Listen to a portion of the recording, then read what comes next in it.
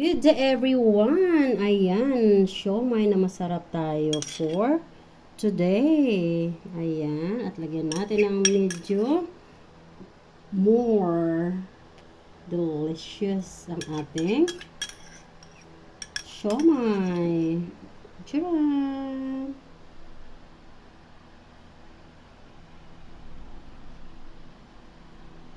Mmm!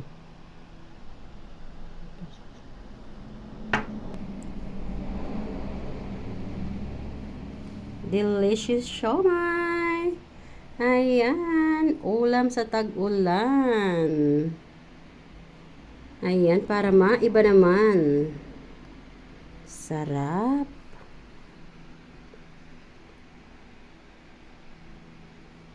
Duran.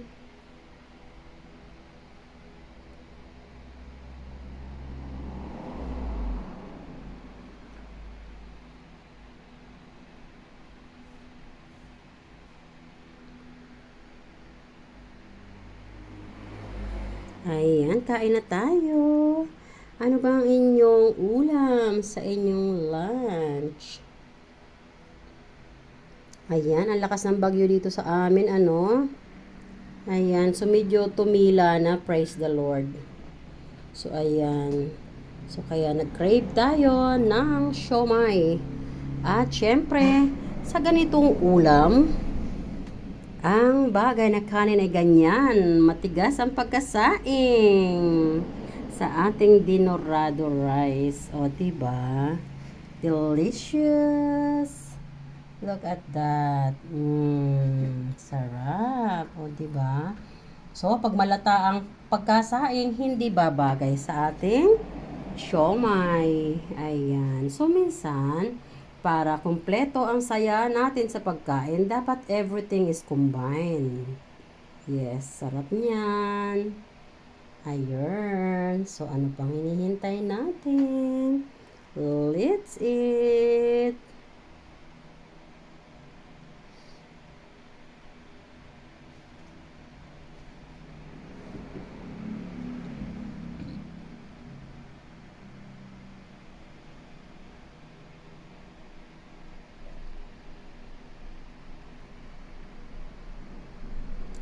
And full of garlic nga yan. Ayan. Ating crunchy garlic. At chili sauce.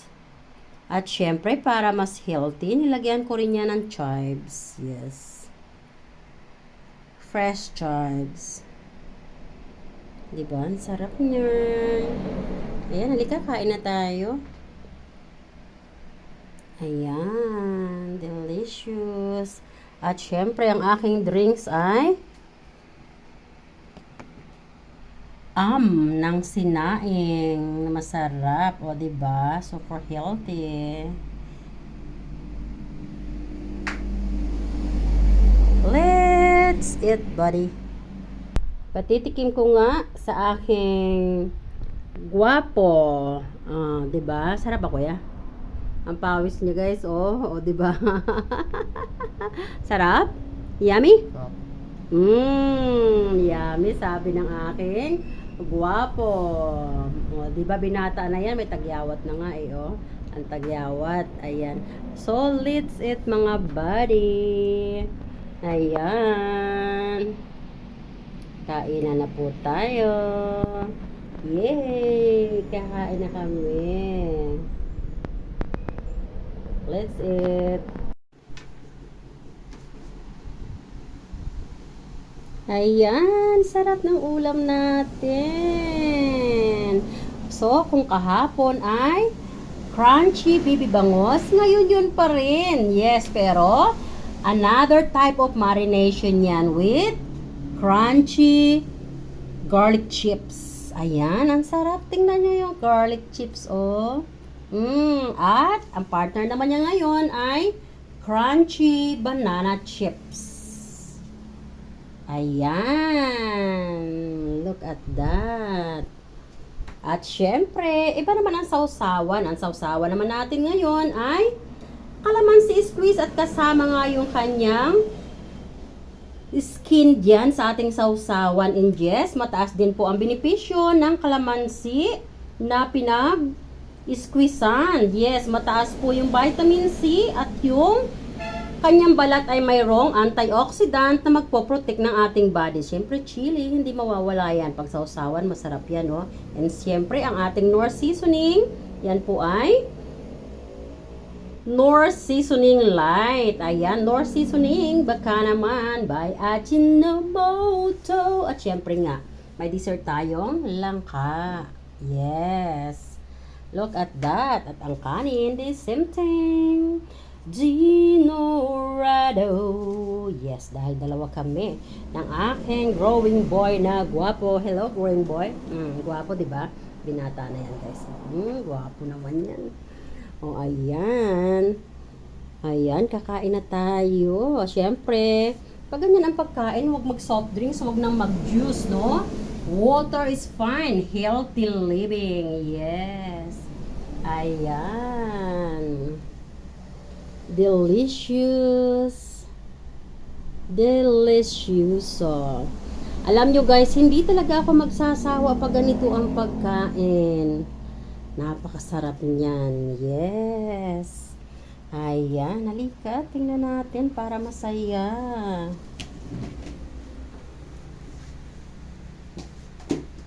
Ayan, o diba? Ang saya-saya pag yung ganyan ang pagkain. Oh, ang lakas nga ng ulan dito sa amin eh. Ayan, pero mainit ang panahon, guys. Mainit ang panahon na umuulan. Ayan. So, ayan guys, kayo ba? Relate ba kayo sa ganitong pagkain? Ako, gustong-gusto ko yung ganitong pagkain. Talaga naman. At bagay na bagay yung dessert, langka. Ayan, ang ating langka pulp. O, diba? Wow!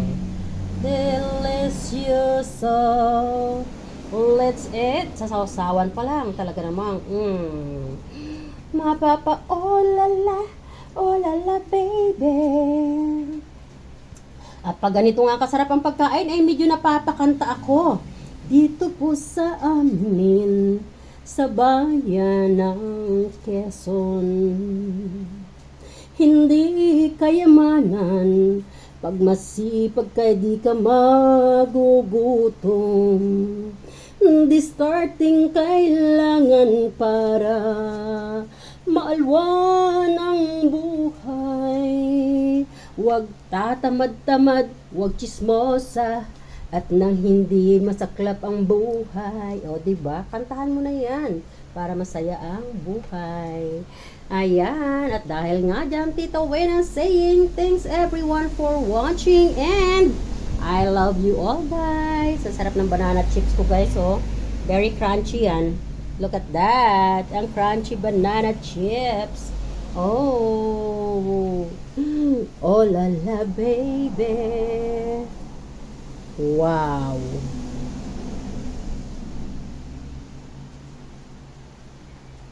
Sarap.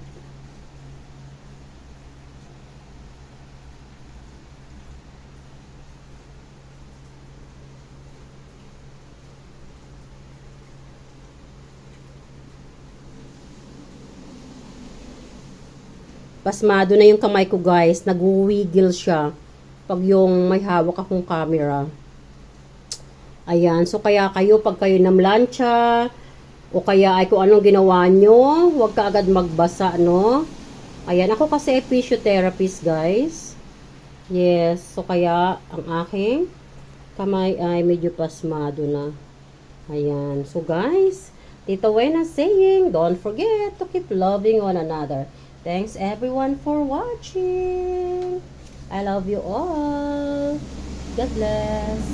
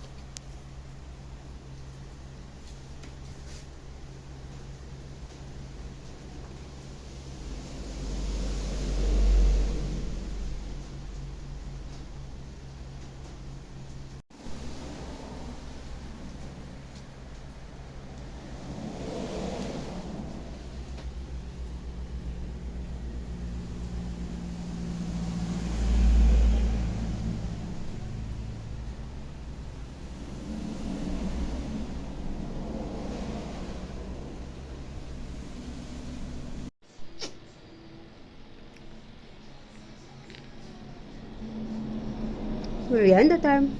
Hmm?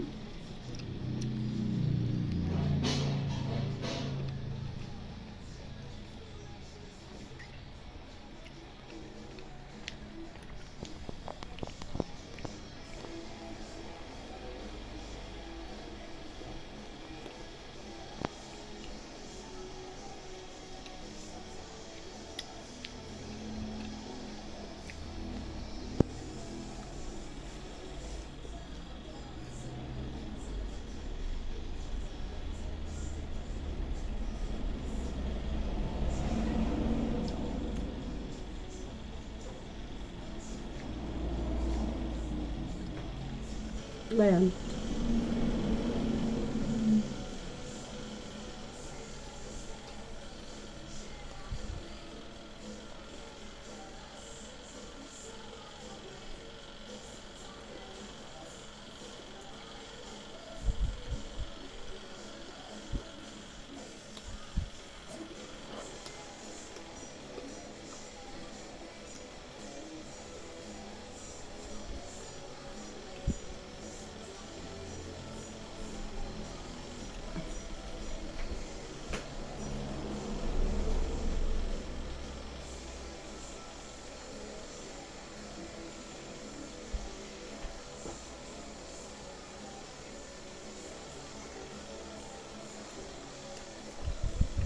Mmm.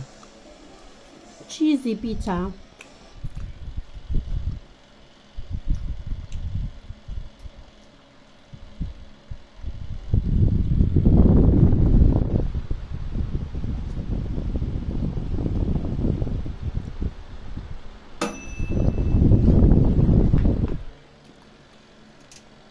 Nagulat yung phone ko. Hindi ako nagulat.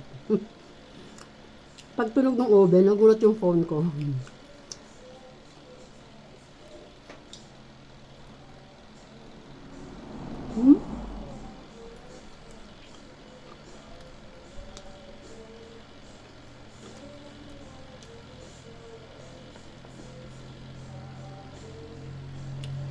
Love you all. God bless.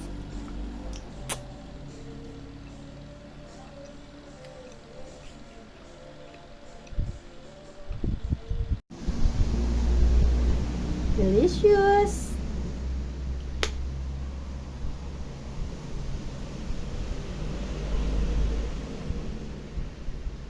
Sausawan.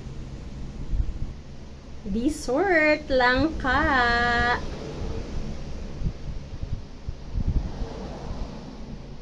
Siyempre ang rice. O, diba? Mawawala ba yan?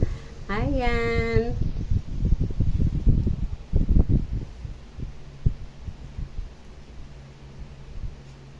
At pag ganito nga ang pagkain, para healthy ang buhay, water na lang.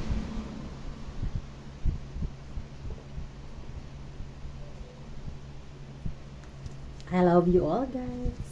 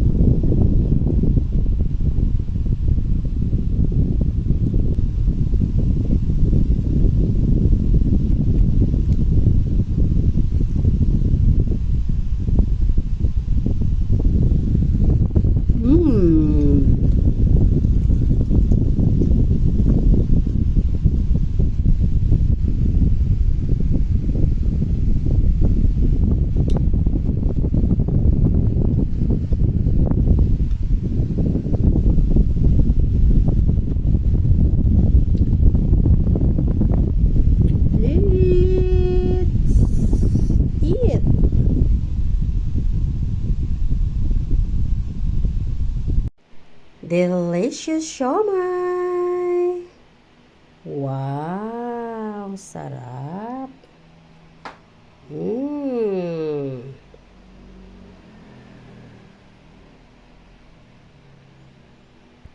Let's eat.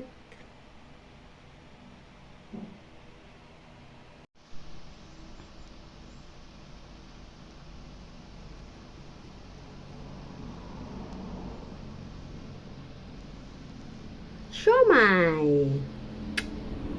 Hello, hello, hello, hello mga lalabs ko. Tingnan nyo naman ang kamatis ko. Gandang-ganda, diba? Harvest ko yan sa terrace. Ayan, at samahan nyo nga ako dahil maulan dito sa amin.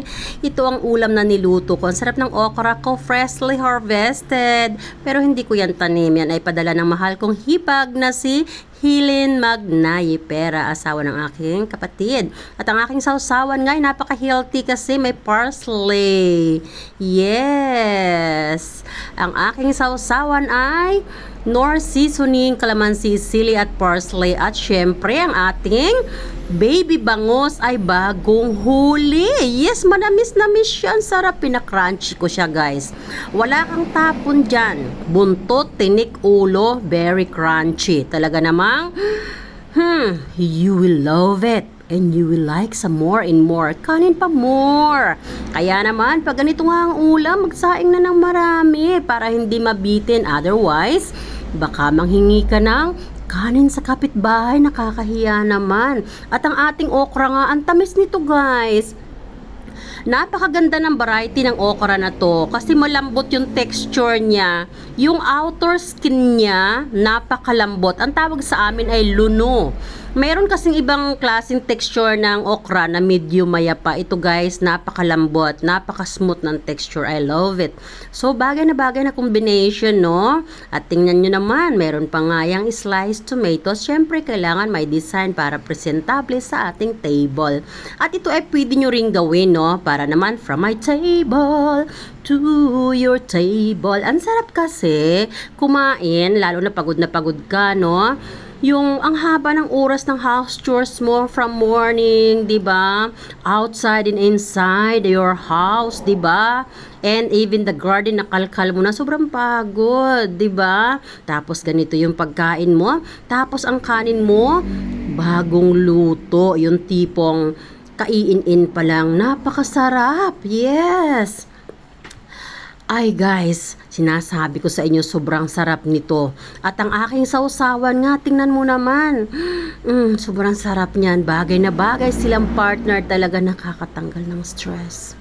Talaga namang pag ganitong pagkain ang kinakain mo, mukhang simple, no? But actually, praise the Lord. Ang bait mo, Lord. Sobrang sarap.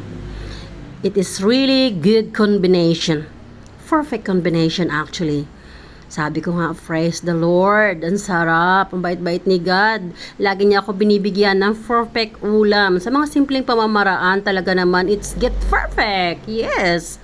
Ayan. Kaya lagi lang tayo maging mabuti sa kapwa, ha? Para anumang blessing ang darating sa akin will always be perfect. Yes. Ayan. Anumang klaseng blessing ang darating sa atin, pagkain man, na isi-serve sa ating hapagkainan or gamit natin will always be perfect. Yes. At tinan mo naman ang ating kanin. O, diba? Bumagay ang ulam natin sa kanin nating dinorado. Ang sarap niyan, guys. At ang pagkasaing nga ng kanin ko ay medyo matigas-tigas. Pero igang-iga. Ganon yung gusto kong sinaing, guys. Ayoko nung malambot.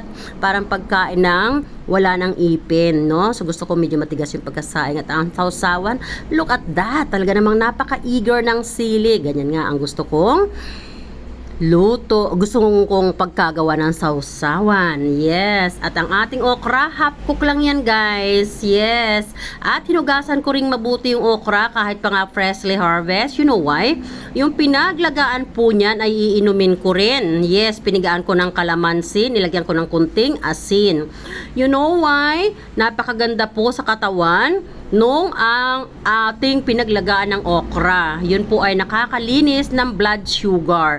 So kaya kung kayo ay nag-steam ng okra or naglaga, no, make sure na hugasan nyo mabuti para yung pinag-steaman or yung pinaglagaan ay makukonsume nyo. It cleans your blood sugar. Ayan.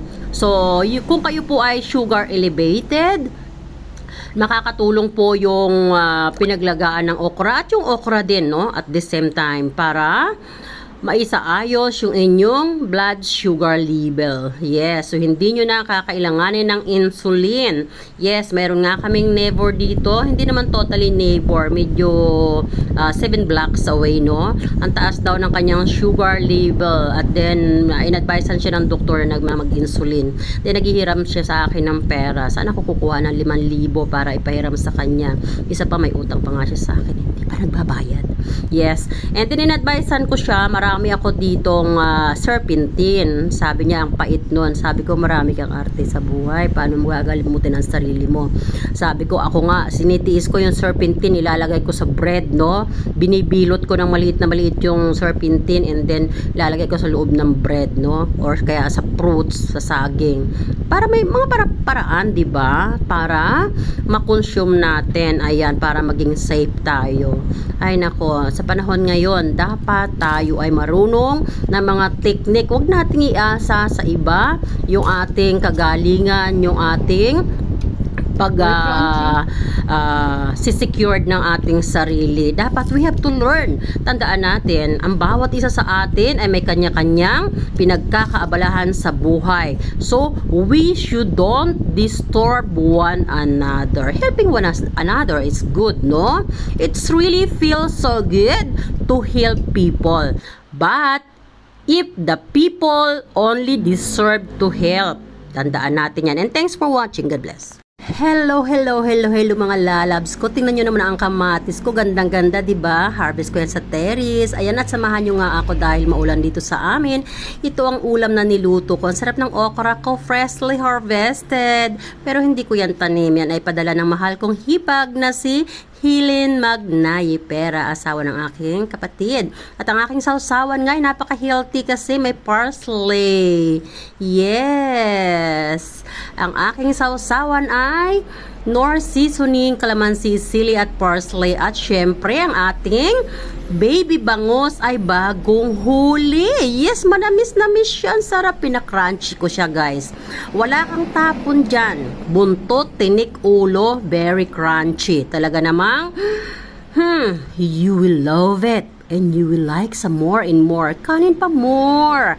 Kaya naman, pag ganito nga ang ulam, magsaing na ng marami para hindi mabitin. Otherwise, baka manghingi ka ng kanin sa kapitbahay. Nakakahiya naman. At ang ating okra nga, ang tamis nito, guys. Napakaganda ng variety ng okra na to kasi malambot yung texture niya. Yung outer skin niya, napakalambot. Ang tawag sa amin ay luno. Meron kasing ibang klaseng texture ng okra na medium mayapa. Ito guys, napakalambot, napaka-smooth ng texture. I love it. So, bagay na combination, no? At tingnan nyo naman, meron pa nga yung sliced tomatoes. Siyempre, kailangan may design para presentable sa ating table. At ito ay pwede nyo ring gawin, no? Para naman, from my table to your table. Ang sarap kasi kumain, lalo na pagod ka, no? Yung ang haba ng oras ng house chores mo from morning, 'di ba? Outside and inside your house, 'di ba? And even the garden, nakalkal mo na, sobrang pagod, 'di ba? Tapos ganito yung pagkain mo, tapos ang kanin mo bagong luto, yung tipong kaiin-in pa lang, napakasarap. Yes. Ay guys, sinasabi ko sa inyo sobrang sarap nito. At ang aking sausawan nga, tingnan mo naman. Sobrang sarap niyan. Bagay na bagay silang partner, talaga nakakatanggal ng stress. Talaga namang pag ganitong pagkain ang kinakain mo, mukhang simple, no? But actually, praise the Lord. Ang bait mo, Lord. Sobrang sarap. It is really good combination. Perfect combination actually. Sabi ko nga, praise the Lord. Ang sarap. Ang bait-bait ni God. Lagi niya ako binibigyan ng perfect ulam. Sa mga simpleng pamamaraan, talaga naman, it's get perfect. Yes. Ayan. Kaya lagi lang tayo maging mabuti sa kapwa, ha? Para anumang blessing ang darating sa akin will always be perfect. Yes. Ayan. Anumang klaseng blessing ang darating sa atin, pagkain man, na isi-serve sa ating hapagkainan or gamit natin will always be Perfect. Yes. At tinan mo naman ang ating kanin, oh. O, diba? Bumagay ang ulam natin sa kanin nating dinorado. Ang sarap niyan, guys. At ang pagkasaing nga ng kanin ko ay medyo matigas-tigas. Pero igang-iga. Ganon yung gusto kong sinaing, guys. Ayoko nung malambot. Parang pagkain ng wala ng ipin, no? So, gusto ko medyo matigas yung pagkasaing. At ang sausawan, look at that. Talaga namang napaka-eager ng sili. Ganyan nga ang gusto kong luto. Gusto kong pagkagawa ng sausawan. Yes. At ang ating okra, half cook lang yan, guys. Yes. At hinugasan ko ring mabuti yung okra kahit pa nga freshly harvest. You know why? Yung pinaglagaan po niyan ay iinumin ko rin. Yes. Pinigaan ko ng kalamansi. Nilagyan ko ng kunting asin. You know why? Napakaganda po sa katawan nung ang ating pinaglagaan ng okra. Yun po ay nakakalinis ng blood sugar. So kaya kung kayo ay nag-steam ng okra or naglaga, no, make sure na hugasan nyo mabuti para yung pinag-steaman or yung pinaglagaan ay makukonsume nyo. It cleans your blood sugar. Ayan. So kung kayo po ay sugar elevated, makakatulong po yung pinaglagaan ng okra at yung okra din, no, at the same time para maisaayos yung inyong blood sugar level. Yes, so hindi nyo na kakailanganin ng insulin. Yes, mayroon nga kaming neighbor dito. Hindi naman totally neighbor. Medyo 7 blocks away, no? Ang taas daw ng kanyang sugar level. At then, in-advisean siya ng doktor na mag-insulin. Then, naghihiram siya sa akin ng pera. Sana ko kukuha ng 5,000 para ipahiram sa kanya. Isa pa, may utang pa nga siya sa akin. Hindi pa nagbabayad.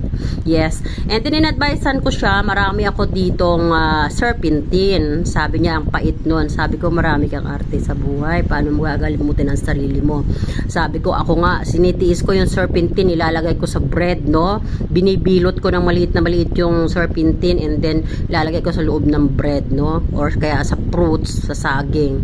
Para may mga paraan, di ba? Para makonsume natin. Ayan, para maging safe tayo. Ay nako, sa panahon ngayon, dapat tayo ay marunong na mga teknik. Huwag nating iasa sa iba yung ating kagalingan, yung ating secured ng ating sarili. Dapat we have to learn. Tandaan natin, ang bawat isa sa atin ay may kanya-kanyang pinagkakaabalahan sa buhay. So, we should don't disturb one another. Helping one another is good, no? It's really feels so good to help people.